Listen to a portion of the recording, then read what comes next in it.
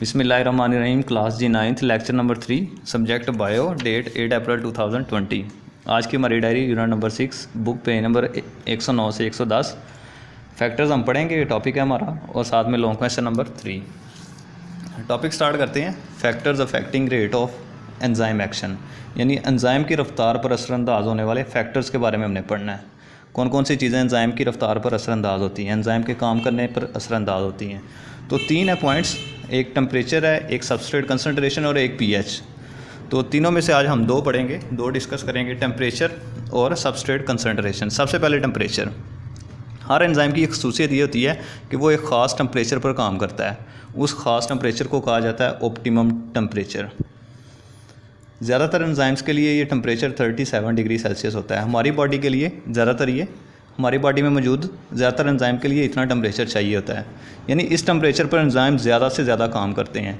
अगर इससे ज़्यादा टेम्परेचर बढ़ा दिया जाए तो एंजाइम के एटम्स में वाइब्रेशंस क्रिएट होना शुरू हो जाती हैं। वाइब्रेशंस की वजह से उनका स्ट्रक्चर तबाह होना शुरू हो जाता है। हमने बताया भी था एंजाइम कुछ इस तरह के होते हैं। तो जैसे ही अगर आप इसको ज़्यादा टेम्परेचर देंगे, इसका ये स्ट्रक्चर डीनेचर होना शुरू हो जाएगा, ख़त्म होना शुरू हो जाएगा। एंजाइम के इस ख़त्म होने को हम कहेंगे डीनेचरेशन ऑफ एंजाइम, यानी एंजाइम का ख़राब हो जाना, डीनेचर हो जाना। ग्राफ की मदद से एक्सप्लेनेशन करेंगे। फॉर एग्जांपल यहाँ पे 0 वाई एक्सिस और एक्स एक्सिस पर मैंने लिया है टेम्परेचर और वाई एक्सिस पर लिया है रेट ऑफ एंजाइम एक्शन, यानी एंजाइम के काम करने की रफ्तार। तो 0 से स्टार्ट करेंगे। जैसे जैसे मैं ये टेम्परेचर बढ़ाता जाऊंगा, एंजाइम के काम करने की रफ्तार भी बढ़ती जाएगी। जैसे जैसे बढ़ाते जाएंगे एंजाइम के काम करने की रफ्तार भी बढ़ती जाएगी। लेकिन एक ख़ास टेम्परेचर आता है जहाँ पर एंजाइम के काम करने की रफ्तार ज़्यादा से ज़्यादा होती है। अगर हम इसको डॉटेड लाइन से नीचे शो करें तो फ़र्ज़ करें ये 37 डिग्री सेल्सियस आ रहा है टेम्परेचर। तो इस टेम्परेचर पर एंजाइम के काम करने की रफ्तार ज़्यादा से ज़्यादा होगी। अगर इससे ज़्यादा टेम्परेचर करेंगे तो एंजाइम के काम करने की रफ्तार फिर कम होना शुरू हो जाएगी। रीज़न मैंने आपको बताई कि एंजाइम डीनेचर होना शुरू हो जाता है, उसके एटम्स वाइब्रेट करना शुरू कर देते हैं और स्ट्रक्चर तबाह हो जाता है। नेक्स्ट आते हैं जी सबस्ट्रेट कंसनट्रेशन पर। तो सबस्ट्रेट कंसनट्रेशन एंजाइम की रफ्तार पर कैसे असरअंदाज होती है। जैसे जैसे हम सबस्ट्रेट की तादाद बढ़ाते जाएंगे, एंजाइम के काम करने की रफ्तार भी बढ़ती जाएगी।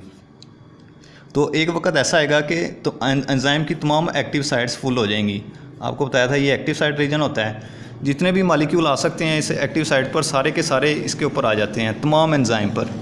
फ़र्ज़ करें हमारे पास 100 एंजाइम था, तो अगर हमारे पास 200 सबस्ट्रेट मौजूद हैं तो इनमें से 100 सबस्ट्रेट जो हैं 100 एंजाइम को ऑक्यूपाई कर लेंगे, यानी उसके ऊपर कब्ज़ा कर लेंगे रिएक्शन होने के लिए।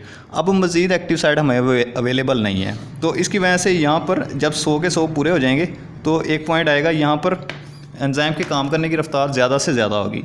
अगर मज़ीद एंजाइम हमारे पास मौजूद नहीं है तो सबस्ट्रेट भी कैटालाइज नहीं हो सकेंगे, रिएक्शन नहीं हो सकेगा। तो इस पॉइंट पर एंजाइम के काम करने की रफ्तार ज़्यादा से ज़्यादा होती है। तो जब सब की सब एक्टिव साइट्स फुल हो जाएं, इसको हम कहते हैं एक्टिव साइट सैचुरेशन। इस पॉइंट को हम कहते हैं एक्टिव साइट सैचुरेशन, यानी एक्टिव साइट जो है वो मुकम्मल तौर पर फिल हो चुकी हैं सबस्ट्रेट की मदद से। अब मज़ीद रिएक्शन नहीं बढ़ेगा क्योंकि हमारे पास एक्टिव साइट ही नहीं है रिएक्शन होने के लिए। तो ये था आज का हमारा टॉपिक। बुक से आते हैं। बुक से देखें जी, यहाँ से हम स्टार्ट करेंगे टेम्परेचर से। तो यहाँ से हमारा टॉपिक स्टार्ट होगा, टेम्परेचर का सारा असर, और साथ में ये ग्राफ की एक्सप्लेनेशन ये भी आपने करनी है। ये बॉक्स में बताया गया कि ज़्यादा से ज़्यादा हमारी बॉडी में जो एंजाइम होते हैं वो 37 डिग्री सेल्सियस पर ज़्यादा से ज़्यादा काम करते हैं। उसके बाद नीचे वाला टॉपिक है सबस्ट्रेट कंसनट्रेशन, जो भी हमने पढ़ा, साथ में इसका ये ग्राफ भी आपने बनाना है। तो यहाँ तक आपका ये लेक्चर होगा। साथ में लॉन्ग क्वेश्चन नंबर 3 था। देखें जी, long question number 3, in range of 0 to 35 degree Celsius the rate of reaction of an enzyme is proportional to temperature. यानी एंजाइम जैसे जैसे आप कह रहे हैं कि 0 से 35 पर टेम्परेचर बढ़ाते जाएंगे, एंजाइम के काम करने की रफ्तार भी बढ़ती जाएगी। लेकिन वो कह रहा है अबव 35 डिग्री सेल्सियस। अगर आप 35 से अबव कर देंगे टेम्परेचर या 0 डिग्री सेल्सियस से बिलो कर देंगे, when enzyme activity shows down and eventually stops, तो वो क्यों स्टॉप हो जाती है एंजाइम के काम करने की रफ्तार, एक्सप्लेन वाई। तो इसका आंसर भी इसी पैराग्राफ में है।